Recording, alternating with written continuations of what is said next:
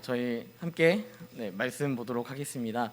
저희 말씀은 누가복음 6장 26절부터 28절 그리고 36절 말씀 함께 보도록 하겠습니다. 누가복음 6장 26절부터 28절 그리고 36절 말씀 함께 보도록 하겠습니다. 짧은 네 구절인데요. 우리 함께 한 목소리로 읽도록 하겠습니다. 모든 사람이 너희를 칭찬하면 화가 있도다. 그들의 조상들이 거짓 선지자들에게 이와 같이 하였느니라. 그러나 너희 듣는 자에게 내가 이르노니 너희 원수를 사랑하며 너희를 미워하는 자를 선대하며 너희를 저주하는 자를 위하여 축복하며 너희를 모욕하는 자를 위하여 기도하라. 우리 36절 읽겠습니다. 너희 아버지의 자비로우심 같이 너희도 자비로운 자가 되라. 아멘. 오늘 말씀은 위기 탈출 넘버원이라는 제목으로 함께 말씀을 보도록 하겠습니다. 요즘에 코로나로 인하여서 계속해서 집에서 가정에서의 사역들이 많아지다 보니까 많은 사람들이 모르는 것들을 배우기 위해서 밖으로 나아가서 학원을 등록하고 이런 것보다 유 선생님에게 물어보는 경우가 굉장히 많이 발생하고 있습니다. 유 선생님, 우리 유튜브 선생님께서 우리에게 많은 것들을 요즘 알려주시는 것 같아요. 그러면서 여러분들은 항상 성공하셨나요? 그 유튜브를 보고 배운 것들을 항상 다 성공하며 살아가셨나요? 저는 성공한 것도 있고요, 실패한 것도 있습니다. 성공한 건요, 이런 것 같아요. 유튜브 예배를 드려야 되는데, 교회에서 예배를 드려야 하는데 저희 교회가 유튜브를 할 수 있는 상황이 아니었거든요. 그래서 혼자 계속해서 고민을 했었습니다. 작년 초쯤에 계속해서 고민하다가 우리 유 선생님의 도움을 받아서 이제 온라인 시스템을 갖추게 되었습니다. 그걸 통하여서 하면 되는구나, 열심히 하면 되는구나 라는 것을 뚜렷하게 느꼈던 것 같습니다. 그때 이 성취감이요, 생각보다 이제 말로 다 할 수 없는, 그리고 또한 예배를 못 드리고 있고 실시간으로 예배를 드리지 못하고 녹화 영상을 봐야 하는 많은 그 성도님들의 마음 가운데 실시간적인 은혜를 끼치고 싶은 그 마음이 있었을 때 이 성공하니까 너무 기분이 좋았습니다. 그래서 그때 이후로 점점 더 좀 방송실이 발전했고요, 더 좋은 시스템을 갖추게 되었던 것 같습니다. 하지만 제가 실패한 경험도 있는데요. 무엇을 실패했냐? 사실 저 유튜브를 할 수 있도록 만든 것 빼고는요, 웬만한 거 다 실패한 것 같아요. 뭘 실패했냐면요, 저희 사모가 생일이라서 미역국을 끓이는 영상을 보면서 미역국을 끓여봤거든요. 근데 그 맛이 안 나더라고요. 너무 맛이 없는 거예요. 내가 했는데 내가 먹어도 이건 좀 아니다 싶을 정도로 맛이 너무 없는 그런 음식을 만들어 본 경험이 있습니다. 그리고 또 거기서 알려주는 재료들이 막 있잖아요. 근데 뭣도 모르고 그냥 집에 있겠지 하면서 막 찾다가 막 만들고 있었는데 중간에 뭐가 없는 거예요. 막 소금이 없고 뭐가 없는 거예요. 그랬을 때 뭔가 대체할 수 있는 게 뭔지도 모르겠고, 그러다 보면 실패하게 되는 것이죠. 또 한 가지 실패한 것이 있다면 제가 막 이제 온라인 시대가 왔기 때문에 동영상 편집을 배워봐야겠다 라는 생각을 가지고 동영상 편집에 대한 그 강의들을 열심히 들었습니다. 막 들었는데요, 실질적으로 지금 할 수 있는 게 없어요. 그걸 열심히 들었지만 내가 실질적으로 이렇게 할 수 있고 막 동영상을 멋있게 만들 수 있고, 제 방금 영상은 제가 만든 건 아닙니다. 제가 만든 건 아닌데요, 아무튼 제가 영상을 아무리 열심히 봤지만 그런 퀄리티, 그런 막 화려함, 이런 것들을 제가 다 할 수는 없다라는 것을 제가 유튜브에서 유 선생님에게 배우면서 많은 것들을 느끼게 되었습니다. 그러면서 느낀 것이, 유 선생님에게서 나오는 그 많은 상황들, 여건들이 존재하겠지만 그 여건들 뿐만 아니라 많은 다양한 문제들, 많은 다양한 어려움들이 우리의 인생 가운데 참 많이 있기 때문에 우리는 참 많은 실수를 하는구나 라는 생각을 하게 되는 것이죠. 예를 들어서 숟가락 하나 해가지고 한 큰술로 하세요 라고 했을 때 숟가락은 크기가 다 다르잖아요. 뭐 그런 것들을 통하여서도 우리는 각자 가지고 있는 그 여건들에 따라서 많은 실패를 또 경험하기도 한다라는 것이죠.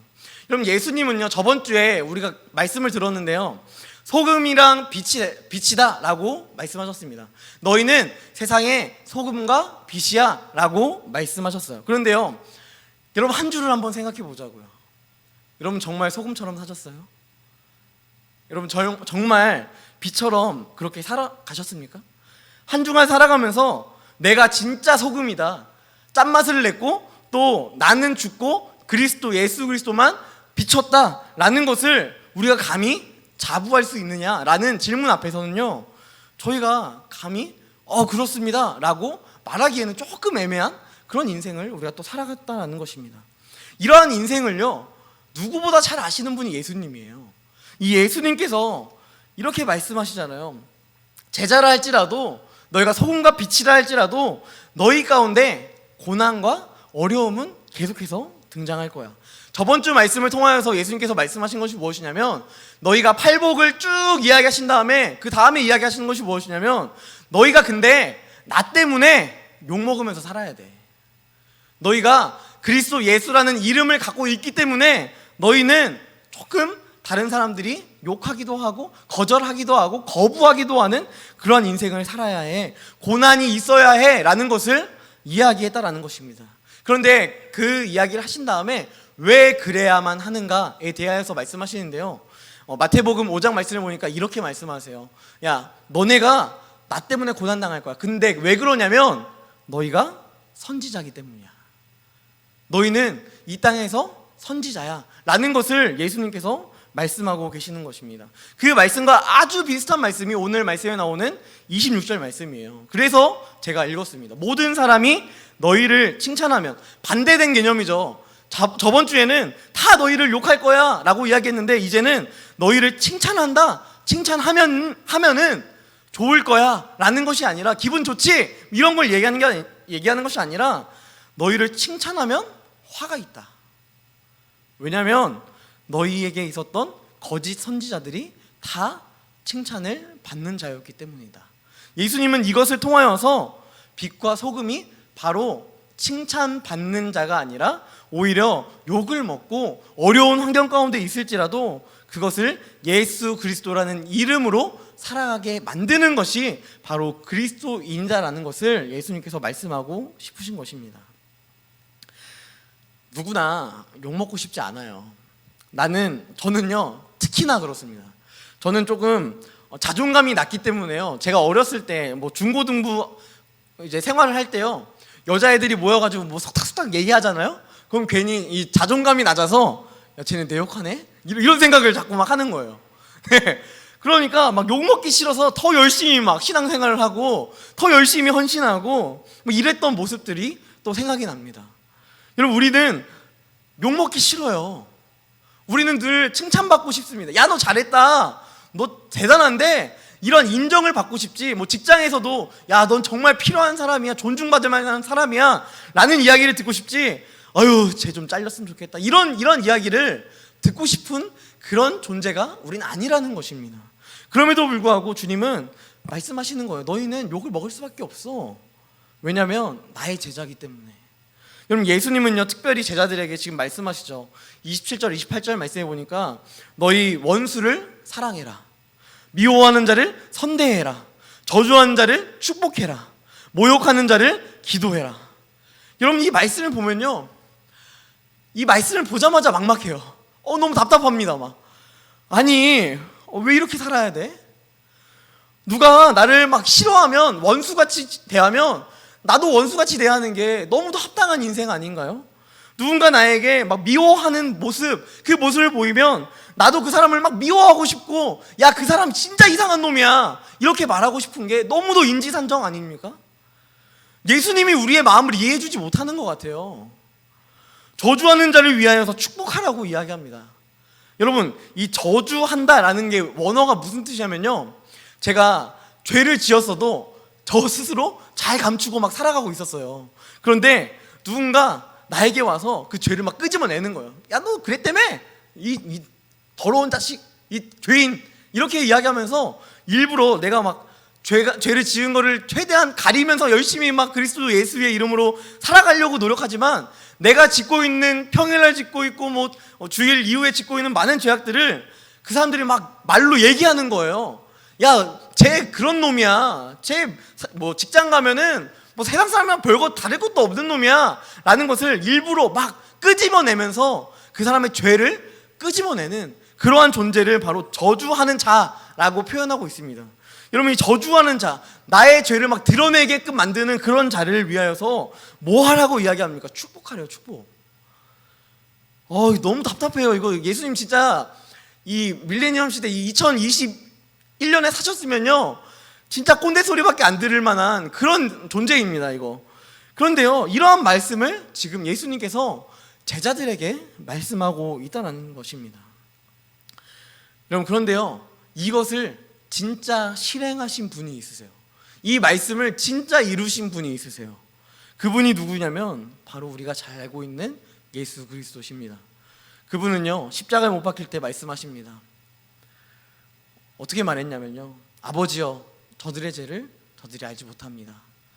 여러분, 예수님이 못 박히는 것을 바라보면서 많은 로만 군인들은 희롱했어요. 야, 한번 내려와봐. 하나님 아들이라며. 한번 해봐. 이러한 이야기를 통하여서 자꾸 예수님의 마음을 더 힘들게 만들었습니다. 그런데 그럼에도 불구하고 마치 예수님을 저주하고 있는 그들에게 예수님께서 말씀하신 것은 야, 너네 내가 내려가면 너 죽는다, 너네. 이렇게 말씀하시는 게 아니에요. 저들이 어떠한 짓을 짓고 있는지 모릅니다. 저들의 죄를 용서해 주세요. 여러분, 하나님이신 예수님이요, 피조물을 위하여서 이 땅 가운데 피조물로 오신 것도 진짜 큰 은혜인데 그것으로 끝나는 것이 아니라 이 하나님이신 예수님께서 피조물에 의하여서, 내가 만든 사람에 의하여서 죽임을 지금 당하고 있다라는 것입니다. 여러분, 우리는요 이 사랑을 받았기에 이 자리에 앉아 있는 거예요. 여러분, 우리는요 이 사랑이 없었다면 예수를 믿거나 알지 못했을 것입니다. 우리는 이것이 율법처럼 보여요. 하지만 이것은 율법이 아닙니다. 이것은 소금과 빛으로 살아가는 인생의 모습, 인생의 여정이라는 것입니다. 내가 내 이름을 내면서 살면요 욕 안 먹고 살 수 있어요. 내가 내 인생 열심히 살겠다고 노력하면요, 열심히 힘을 내면요 욕 안 먹고 살 수 있어요. 왜냐하면 그만큼 노력했으니까, 노력한 것을 인정해 주니까, 또 그 노력은 결코 나를 배신하지 않으니까. 여러분, 그런데요, 왜 우리가 욕을 먹냐면요, 내가 내 이름으로 사는 게 아니에요. 내가 내 이름을 가지고 살아가는 게 아니라 예수 그리스도의 이름으로 인해 살아가기 때문에 우리에게 참 많은 걸림돌들이 찾아온다는 것입니다. 여러분, 지금도 겪고 있지 않나요? 가정에서도, 직장에서도 우리는 빛과 소금의 역할을 감당하는데, 나와 아주 친밀한 사람이 내가 예수님을 믿는 것에 대하여서 판단할 때, 그리고 또한 내가 조금 무너져 있고 신앙적으로 쓰러져 있을 때 누군가가 나한테 다가와서 야, 괜찮아, 예수님 있잖아, 예수님이 너 도와주실 거야, 이러한 것을 이야기하는 게 아니라 마치 이 욥의 새 친구처럼 나한테 와가지고 야, 너 그럴 줄 알았다 임마, 너 예수님 믿더니 꼴 좋다, 이러한 이야기를 듣는 것이 우리에게 있어서는 어떻게 보면 그 사람을 원수로 삼을 수밖에 없는 그런 상황으로 몰아넣는다라는 것입니다. 예수님은요 이런 상황을 너무도 잘 알고 있으셨던 것 같아요. 그래서 미리 말씀하시는 거예요. 너희에게 원수가 나타날 거야. 여러분, 우리가 이 원수라고 하니까 진짜 막 무슨 서로 죽여버려야 되는 뭐 그런 원수라고 생각할 수 있지만요, 이 원수는요 그런 개념의 원수는 아니라는 생각이 듭니다. 하나님의 뜻을 알지 못하는 자가 우리에게 있어서는 어떻게 보면 원수가 된다라는 것입니다.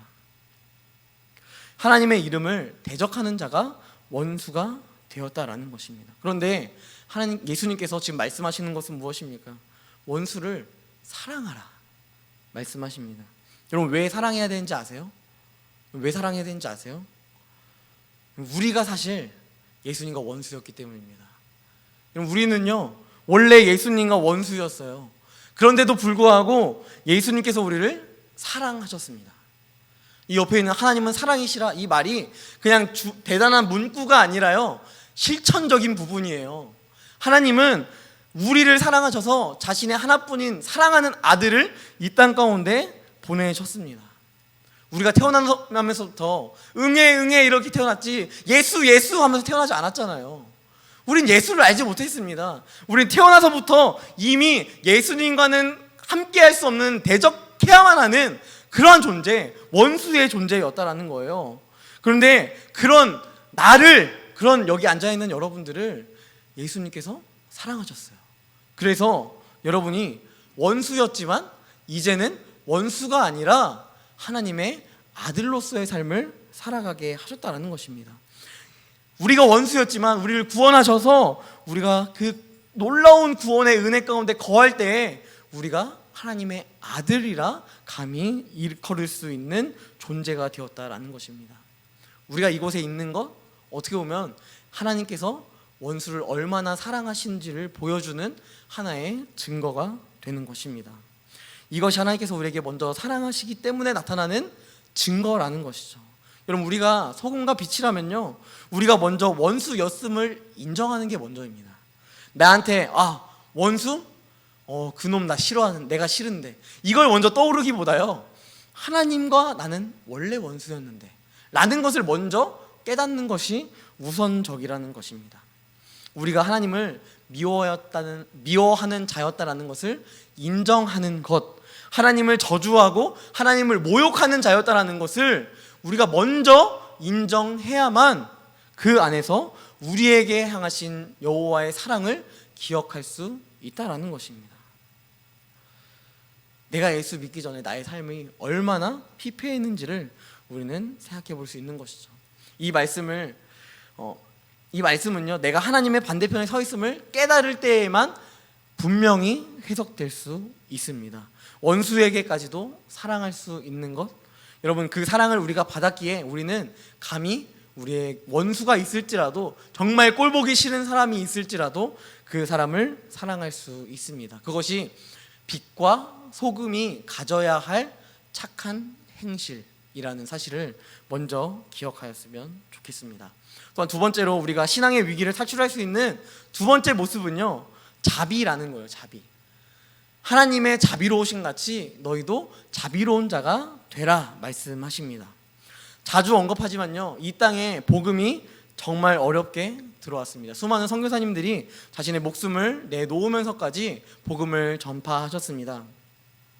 이 땅에서 하나님의 영광을 바라보며 여러분, 오래오래 사는 것이 우리에게는 어떻게 보면 참 좋은 것이라 여기기도 합니다. 100세 시대잖아요. 100살까지 살아야 되는데 저는 지금 이제 33살인데 아직 까마득합니다. 네. 이거 어떻게 하나, 이거 한 70년 더 살아야 되는데 이거 이렇게 길게 살아야 되나, 이런 고민들도 들고, 참 많은 얼마나 이 70년을 살아가면서 얼마나 나한테 많은 고난들이 찾아올까에 대한 그런 염려도 있지만, 또 하나님께서 얼마나 나를 축복하실까, 이런 그런 생각들도 참 많이 하게 되는 것 같아요. 여러분, 그런데 하나님께서 말씀하시는 것 중에 우리가 참 좋아하는 말씀 중에 하나가 무엇이냐면요, 너희가 뭐 이렇게 하면 장수할 거야, 뭐 이런 말씀들 있잖아요. 이런 말씀들을 뭐 젊으신 분들은 별로 안 좋아할 수 있어요. 왜냐하면 뭐 남은 시간이 많다라고 생각하기 때문에. 근데 나이 드신 분들은 그 말씀 딱 보잖아요. 그럼 막 괜히 위로가 되고요, 그거를 되게 위안 삼아서 살아가시기도 합니다. 여러분, 그런데 이 장수할 거야 라는 것이 단순한 축복인가 라는 것을 생각했을 때, 여러분, 저는요, 예수님께서 이 땅에서의 장수를 이야기하신 것이 아니라고 생각합니다. 이 땅에서 뭐 100년 살든 뭐 아니면 성경 말씀에 많은 인물들, 뭐 무드셀라가 900살까지 막 살았는데 그만큼 사는 게 정말 축복받은 삶인가? 저는 그게 아니라고 생각하고요. 그것보다 더 중요한 것은 우리가 이 땅에서 육신은 죽어도 영적으로 살아서 하나님과 함께 동행하면서 하나님 나라의 시민권을 가지며 살아가잖아요. 그 삶이, 구원받은 삶 자체가 축복받은 삶이고, 그리고 또한 장수하는 삶이라는 것을 우리는 생각해 볼 수 있는 것입니다. 선교사님들이 많이 이 땅 가운데 복음을 전파하기 위하여서 죽었습니다. 여러분, 우리가 이것을 보면서 한 가지 의문이 들 때가 있어요. 왜 그를 죽여야만 하지? 하나님이 자비로우시다면 그를 죽이면 안 되는 거 아닌가? 라는 생각을 우리는 할 수 있습니다. 그러면서 또 드는 생각이 무엇이냐면요, 하나님이 자비로우신데 왜 한국만 사랑하셨대? 왜 대한민국만 사랑하시고 저 중국은 안 사랑하셨대? 뭐 이런 부분에 대해서 고민하고, 또 자비라는 개념이 어떻게 보면 상대적 개념이 아닐까? 예를 들어서요, 하나님께서 우리 간사님은 70%로 자비를 베푸시고 저한테는 30%만 베푸신다, 이렇게 의심하고 생각하면요, 제 인생이 엄청 힘들어요. 제 인생 가운데 아유, 나는 버림받은 존재야, 이런 생각이 문득 이렇게 들어버린다는 것입니다. 그런데요, 하나님께서 말씀하시는 이 자비는요, 어떤 사람한테는 뭐 70%, 어떤 사람한테는 30%, 뭐 20%, 뭐 이렇게 퍼센테이지를 나눠서 주는 게 아니라 하나님의 자비는 절대적입니다. 하나님은요, 우리에게 필요한 그 충분한 자비를 우리에게 베풀어 주신다라는 것입니다. 선교사님들이 이 땅 가운데 들어와서 많은 복음을 전했습니다. 또한 죽었습니다. 하지만 하나님께서 그들을 사랑하지 않으신 것이 아닙니다. 그 죽음의 그 핏값을 주고 사신 이 땅 가운데 얼마나 많은 복음이 들어왔고, 교회가 많은 것이 엄청 좋은 건 아니지만 많은 교회들이 들어와서 우리나라에 정말 많은 사람들이 기독교인이라고 이야기하는 그런 시대가 되지 않았습니까? 여러분, 오래오래 살고 싶죠. 저도 오래 살고 싶긴 해요.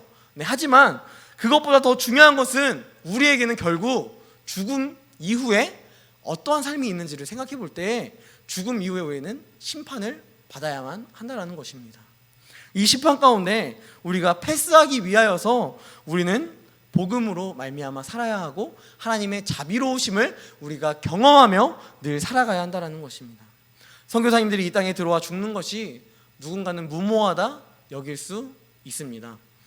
여러분, 저는 이러한 모습을 보면요, 한 인물을 생각해 봤으면 좋겠어요. 사도 바울이요, 전도의 여행을 열심히 떠났습니다. 총 4차 여행을 떠나면서 복음을 열심히 전하고 마지막으로 로마의 복음을 전하기 원했습니다. 그래서 에베소 교회에 이제 사도행전 19장에 에베소 교회에서 있다가 20장에서 이제 함께 설교를 나눕니다. 내가 이제 고별 설교를 나누면서 나는 이제 예루살렘으로 갔다가 로마로 갈 거야 라는 이야기를 하고 떠나게 됩니다. 그 이야기를 하는데요, 여러분, 이 사람이, 이 사도 바울이요, 그 전에 이미 참 많은 이야기를 들었어요. 무슨 이야기였냐면요, 야, 사도 바울, 너 예루살렘 가면 잡혀가지고 결박당하고 매질당하고 엄청 맞고 너 죽을 수도 있어, 이러한 이야기를 계속해서 들었습니다. 그것도 그냥 사람이 말한 것뿐만 아니라요, 예언까지도 들었어요. 예언으로 어떤 사람이 예언으로 사도 바울에게 이렇게 이야기하는 거예요. 너는 결박당할 거야, 너는 어려울 거야, 너 환난 당할 거야, 너 아플 거야, 힘들 거야, 이것을 계속해서 이야기했습니다. 그런데 그럼에도 불구하고 사도 바울이 어떻게 했냐면 예루살렘으로 향했어요. 그리고 또한 그 사도 바울이 로마로 향하였습니다. 로마로 향할 때 막 뱀에 물려요. 독이 있는 뱀에 물립니다. 하지만 그렇다고 죽지 않았습니다. 근데 이 사도 바울이 이야기하는 이 사도행전 20장의 말씀이 그의 인생을 얼마나 어메이징하고 대단하게 만드는지를 우리는 볼 필요가 있습니다. 우리 사도행전 20장 23절 24절 말씀 아마 준비되어 있을 텐데요, 제가 한번 읽어드리겠습니다. 오직 성령이 각 성에서 자기에게 증언하여 결박과 환난이 나를 기다린다 하시나. 결박과 환난이 너한테 있을 거야, 이걸 너무 많이 들은 거예요. 사도 바울이 위축되잖아요. 마음이 힘들잖아요. 그런 이야기를 듣고 나서도 이렇게 이야기합니다. 내가 달려갈 길과 주 예수께 받은 사명 곧 하나님의 은혜의 복음을 증언하는 일을 마치려 하면은 나의 생명조차 조금도 귀한 것으로 여기지 아니하노라. 이 사도 바울에게는요, 이미 예고됐습니다. 결박당할 거야? 너는 매질당할 거야? 너는 아플 거야? 너는 힘들 거야? 너는 혼자 있을 거야? 넌 외로울 거야? 너는 외톨이로 살아가게 될 거야. 이것을 계속해서 이야기하지만 사도 바울은 그 이야기를 들음에도 불구하고 그 고난이 있을지라도 자신에게 있었던 것은 나의 달려갈 길. 하나님께서 나에게 자비를 베푸신 그 사도행전 9장에서 나를 만나주신 예수 그리스도의 그 은혜가 너무도 크고 놀랍기 때문에 나의 생명조차 조금 더 귀한 것으로 여기지 않는 이러한 인생을 살아갈 수 있게 됐다라는 것입니다. 이 인생이 바로 이 땅 가운데 들어온 선교사님들에게도 동일할 것입니다. 자신에게 맡겨진 사명을 감당하기 위해 하나님께서 조선을 사랑하사 이 귀한 이야기처럼 이 땅이 복음으로 물들었습니다. 그들의 죽음은 헛되지 않았습니다. 여러분, 하지만 오해하지 마십시오. 이 땅이 복음화되지 않았을지라도 그들의 죽음은 헛되지 않은 것입니다. 하나님의 자비하심이 조선만 바라보는 것이 아니에요. 대한민국만 바라보는 것이 아니라 그 선교사님들의 사명 가운데 그들을 바라보고 계시고 그들에게 자비를 베푸셨다라는 것입니다. 그렇다고 제가 이 시대 가운데 여러분, 그러니까 아프가니스탄으로 가십시오, 여러분, 이런 이야기를 제가 하는 것은 아닙니다. 오해하지 마십시오. 하지만 중요한 것은 복음의 물결과 또 우리가 경험했던 많은 은혜들이 우리 안에 있었는데, 언제 우리가 예수를 만나는지는 다 각자 다르겠지만 그 처음 만났을 때 그 복음에 대한 불길, 엄청 타오르던 그 마음이 우리의 삶을 살아가다 보니까 이성이라는 그 물에 의하여서 확 꺼져버린 그러한 신앙생활을 우리가 갖고 있는 청년들이 있다면, 직장의 동료들이 있다면 이 불씨를 다시 번져나가게 할 수 있는 복음의 불씨가 되어야 한다는 것입니다. 여러분들이 특정한 장소, 복음이 안 들어간 아프가니스탄, 어려우니까 힘드니까 나 저기 가야겠어, 이것을 결단하는 것이 아니라 내 삶의 자리에서 원수가 있을 때에 그 원수에게도 나의 그리스도의 불씨를 지펴줄 수 있는 그런 존재로 우리가 살아가야 한다는 것입니다. 왜냐하면 우리 안에 계시는 성령님이 계시기 때문입니다. 우리는 주의 움직이는 교회입니다. 그렇다면 우리는 나의 친구 복음을 전파하는 것 너무도 당연하지만 그것뿐만 아니라 나의 원수까지도, 나를 비방하고 나의 허물을 자꾸만 드러내려고 하는 그러한 존재까지도 우리는 하나님의 자비로우심이 우리 가운데 임했기 때문에 전파해야 한다는 것입니다. 설교를 마무리하겠습니다. 처음 설교할 때요, 제가 이야기했습니다. 유 선생님을 통해서 배울 수는 있지만 실패할 수도 있다. 여러분, 그렇습니다. 우리의 그리스도인의 인생 가운데는요, 실패할 수도 있어요. 넘어질 수도 있습니다. 힘들 수도 있어요. 이 사역을 해봤는데, 이렇게 열심히 복음을 전파해봤는데 더럽게 안 듣네. 야, 복음 내가 계속 얘기해 주는데 왜 이렇게 안 듣냐, 짜증나, 이런 마음이 들 수도 있습니다. 하지만 그럼에도 불구하고 우리는 계속해서 그 불씨를 전파해야 하는 존재라는 사실을, 그 가치관을, 그 정체성을 꼭 가지고 살아갔으면 좋겠습니다. 그래서 여러분, 실패해도 괜찮습니다. 왜냐하면 우리를 일으키시는 여호와의 그 인자하신 손이 우리의 실패보다 더 크시기 때문입니다.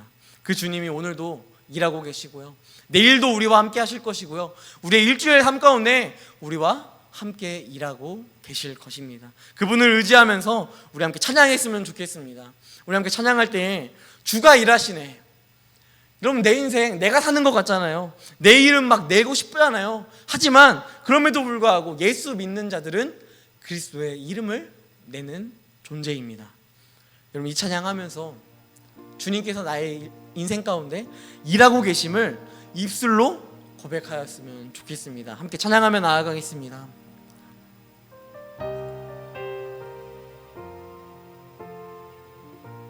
날이 저물어 갈 때, 날이 저물어 갈 때, 빈들에서 걸을 때, 그때가 하나님의 때, 내 힘으로 안 될 때, 빈손으로 걸을 때, 내가 고백해 여호와 이름. 주가 일하십니다. 주가 일하시네, 주가 일하시네. 주께 아끼지 않는 자에게 주가 일하십니다. 주가 일하시네.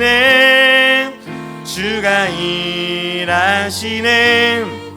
신뢰하며 걷는 자에게 우리 모인 이곳에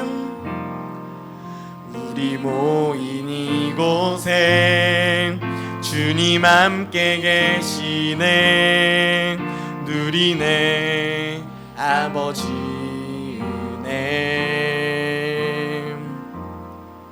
적은 떡과 물고기 내 모든 것들일 때 모두 고백해 여호와 이래. 주님 일하십니다. 주가 일하시네.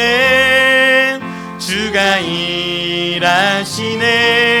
주께 아끼지 않는 자에게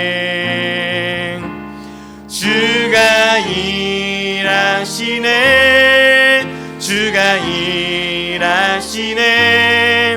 신뢰하며 걷는 자. 우리의 인생 가운데 주님 일하십니다.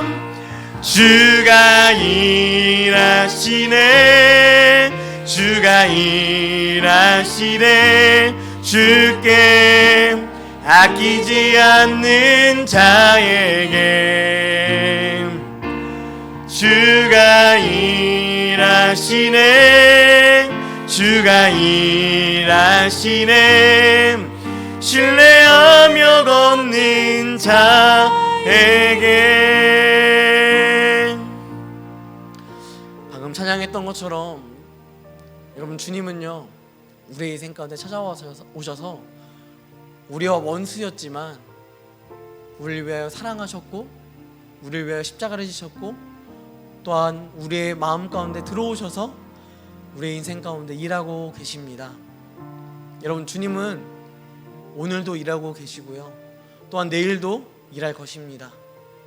그런데 우리가 주님의 일하심을 기억하지 않고 자꾸만 주일 이 예배를 마치고 나서는 주님이 일하심을 거부할 때가 너무나도 많이 있습니다. 주님 쉬세요. 저는요 세상 가치대로 살아가겠습니다. 주님, 저는요 세상이 원하는 대로 좀 살게요. 저는 욕먹기 싫습니다. 여러분, 우리 안에 혹여나 이러한 마음이 있지는 않습니까?